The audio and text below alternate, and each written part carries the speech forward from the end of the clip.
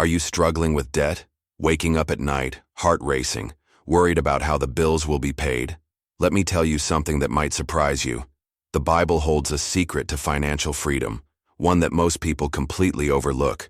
Now I know what you might be thinking. A secret in the Bible? About money? Yes. And not the kind of secret that promises instant riches or flashy prosperity, but a divine principle, hidden in plain sight, that turns the world's logic upside down. A principle that can change everything, about how you see money, stress, and even yourself. Because let's be honest, money is one of the heaviest burdens many of us carry. It's a silent weight.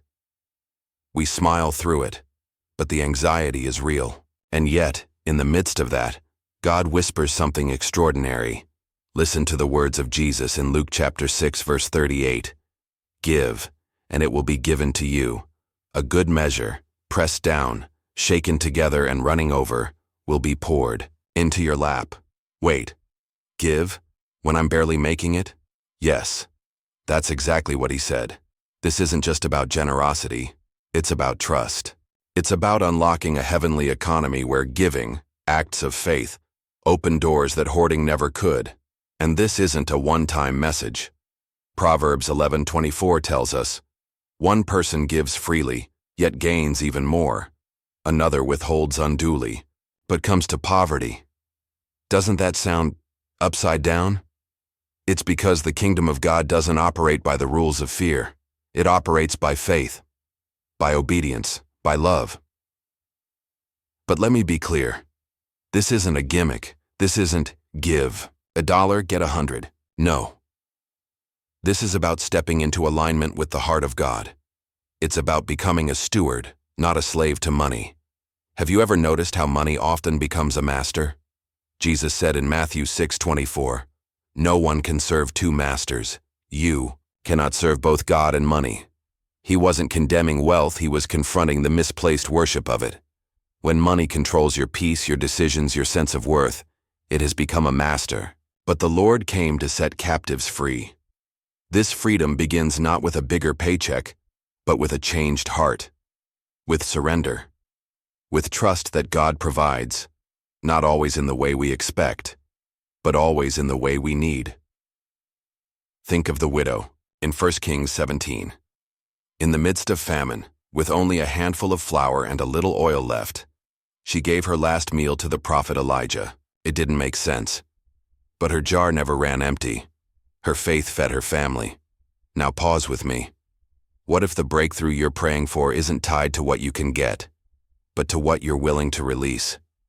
Let that sink in. This principle isn't easy. It's not natural. That's why so few walk in it. But those who do, they discover something miraculous. A peace that money can't buy. A provision that isn't logical. A freedom that comes not from abundance in the bank, but from abundance in the soul. Philippians 4:19 says, my God will meet all your needs according to the riches of his glory in Christ Jesus. Not some needs, not just spiritual needs. All your needs, friend. This is the beginning of a journey. A path where fear is replaced by faith. Scarcity is replaced by stewardship.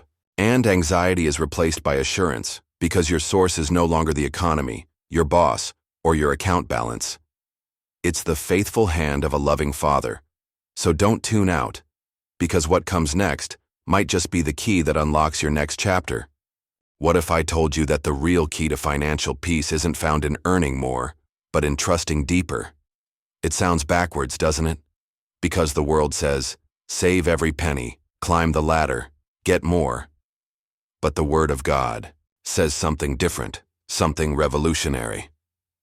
Proverbs 3:9-10 declares, honor the Lord with your wealth, with the first fruits of all your crops. Then your barns will be filled to overflowing, and your vats will brim over with new wine. Did you catch that? Before the overflow comes the honor. Before the abundance comes the obedience. That's the secret most people miss. It's not about what we have, it's about what we do first with what we have. First fruits means putting God first, not with what's left after we pay the bills, but before. It's a posture of the heart that says, Lord, you're my source, not my paycheck, not my hustle, you. And when that becomes real in your heart, something shifts. Suddenly, money is no longer your security. God is. Let me show you how this works, not just in theory, but in real life. There was a young couple I met years ago, deep in debt, barely scraping by. They were faithful in church, loved God, but finances were a mess. One day, they heard a teaching on biblical stewardship, on putting God first in their giving, no matter how small. At first, it felt impossible, but they made a decision, not out of pressure but out of faith. They tithed their modest income, and then, things began to change. Slowly at first. Unexpected discounts, new work opportunities, debt repayments that seemed impossible began to shrink. Peace replaced panic, joy replaced tension. Why? Because they stepped into a principle that heaven honors. Malachi 3:10 speaks with unmatched boldness. Bring the whole tithe into the storehouse. Test me in this, says the Lord Almighty, and see if I will not throw open the floodgates of heaven.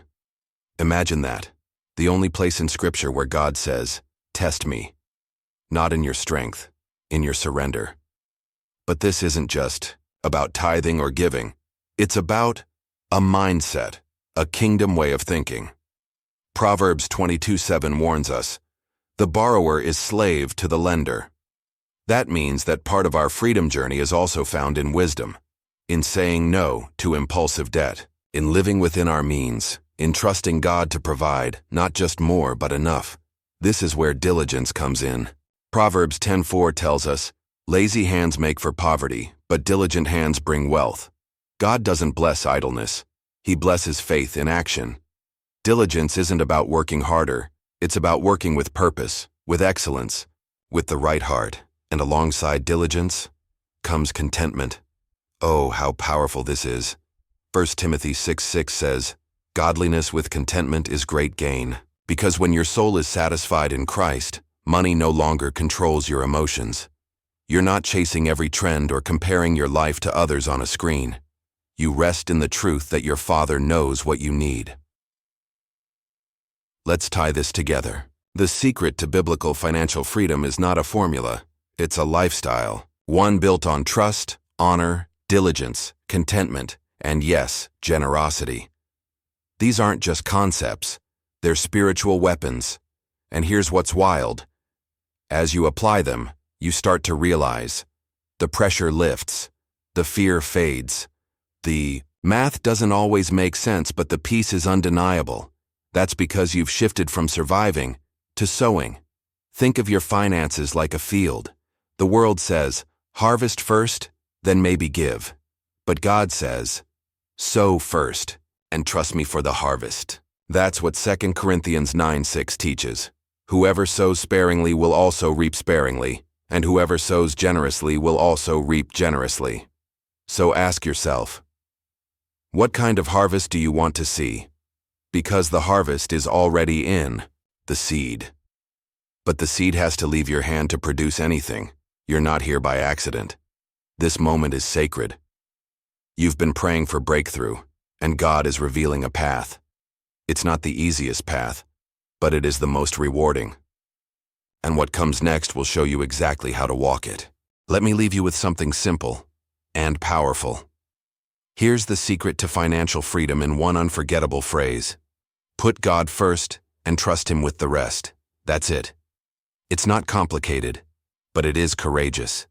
Because putting God first means more than just belief. It means bold action. It means taking your next step in faith, even when your bank account tries to argue otherwise. It means shifting your trust from what's in your hand to who holds your future. So here's your challenge for this week. Not next month, not someday, this week. Take one act of faith with your finances that puts God first. Maybe that means forgiving a debt someone owes you. Maybe it means giving generously to a need you've been ignoring.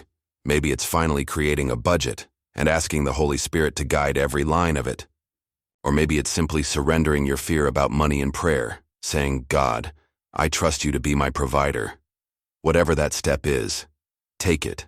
Not because you have to, but because God's promises are waiting on the other side of your obedience. You see, breakthrough doesn't start in your wallet. It starts in your heart. And remember this: God is not limited by your income. He's not intimidated by your debt. He's not wringing his hands wondering how to make ends meet for you. No. He owns the cattle on 1,000 hills. He opened the Red Sea. He fed 5,000 with 5 loaves and 2 fish.